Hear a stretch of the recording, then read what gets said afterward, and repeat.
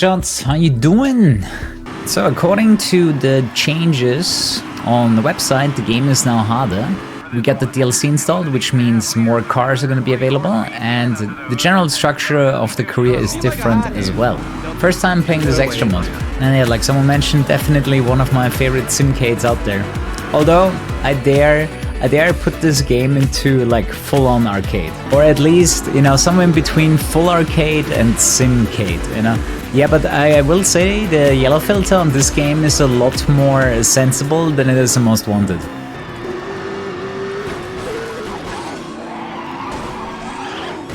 Oh, yeah, I remember why you want to play this game in 60 FPS, otherwise the rewind is so fucking short that it's unusable. That was the thing. Red game was balanced around the extreme difficulty.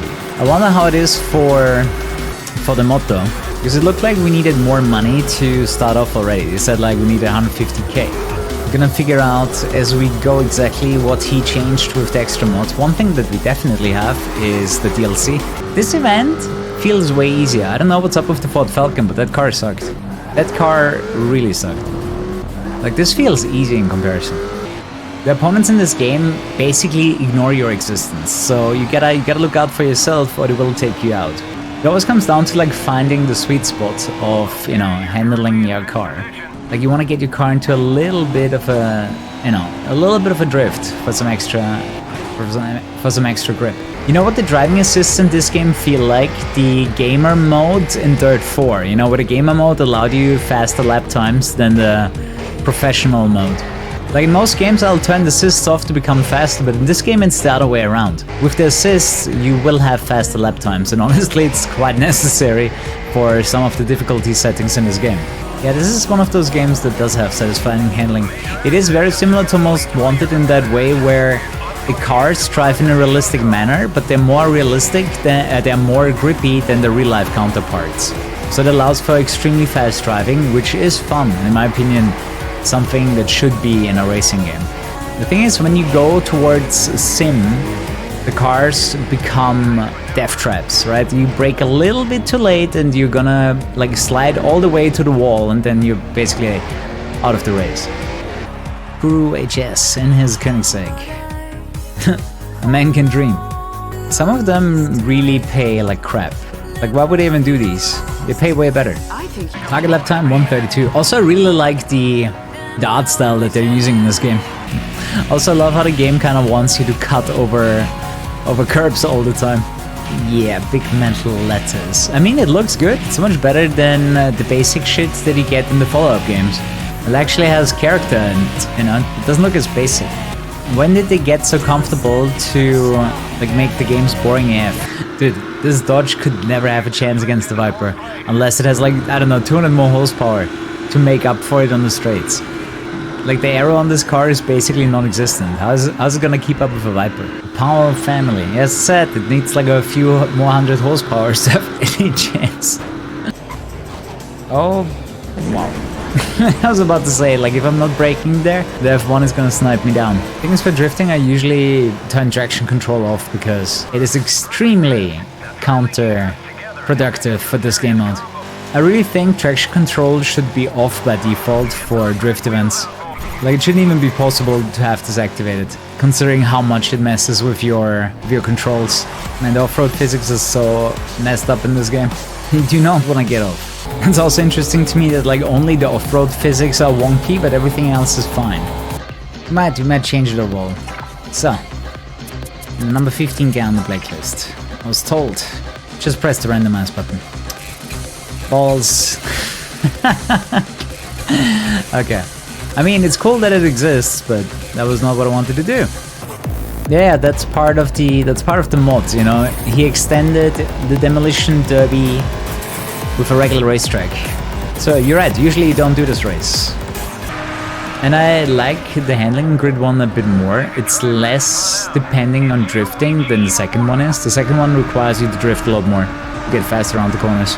Wait, those are the liveries from Pro Street, aren't they? Yeah, that's the Apex Glide team. Is there a photo mode in this game? Just instant replay. I was like, I know this livery from somewhere. Oh yeah, actually, Actually, it's not. It's just very similar. I take that back. Wow. It's really similar. It's really similar to the Pro Street livery. I love this min-maxing. It's such a simple concept, but why don't they bring this back? I don't get it. Like, they did some weird sponsorship shit in every follow-up game. Hey guys, Kuru here. Check out Instant Gaming for cheap game keys. Click the link in the description below.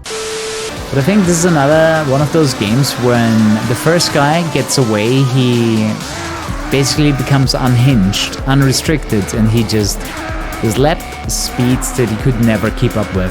It was actually in Grid Legends where when you set the best, or was it this game, or was it Grid 2? There was a Grid game where when you set a best time, the NPCs would always set a better time. So the only way to win this stuff was to get the best lap time in the last lap. I think it was Grid 2. But basically, yeah, they could rubber band to infinity. No matter how good your lap was, it could have been a perfect lap, they would still beat you. And I think it was in Grid 2 where you want to hold back until the very last lap. You know, the number one thing that decides if a franchise survives or dies is simply the game's quality. If the game's quality is decreasing, the franchise is more likely to die. You know, for me it's a no-brainer that, you know, from time to time, you know, the sequel might not be as good as the previous game. But having such insane differences in quality just really hurts a franchise. And at least from time to time you should make a better game than the one that you made before. Yeah, I totally have to agree though, like the second one has some of the engagement, but none of the games have the engagement that this game has. I'm not sure why that had to go. I really don't get it. And it happened like across so many other racing franchises too. Seems like somebody was like streamlining every single racing game. Like they went to the table of discussion, basically said, what can we cut out to make the game development cheaper, right? Like, what are the most important features that have to stay and what can we cut out? That seems to me, you know, the discussion that was in the room. What can we remove without completely ruining the game? Okay, I don't think anyone can win this against this right now. Oh baby, 1,000 points. Pretty sure we can chill right now. At 1.5 million points, I don't think I need to do anything.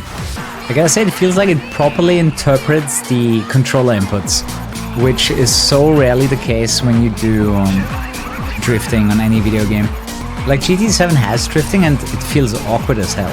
I'm not even sure how many people are even drifting in GT7.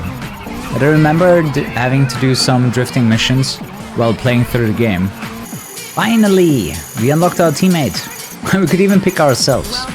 Fazio, not this asshole. Wait, I have to hire one of them right now. Okay, we're gonna take him because he only takes 25% of the winnings. Teammate. Fire and replace. So how do I find Eden though? Wait, actually isn't there a better way? Can't you just look at the driver rankings? Oh yeah, there we go. I found Eden. Hi driver. Minus 1% of the winning. String failed, plus minus 1% of the winnings. I'm not sure how well his AI is gonna work. Yeah, that crashed the game. Okay, let's see if I can hire myself. He's paying to race for me, so he's an intern. Yep, he's paying with his time and soul. I can't hire myself. No. So you guys gotta get a good idea who we should hire. Someone that takes a lot of the winnings. Devin Butler. Ooh, I know this guy. Ah, the F1 dude. Devin Butler. He's actually really good.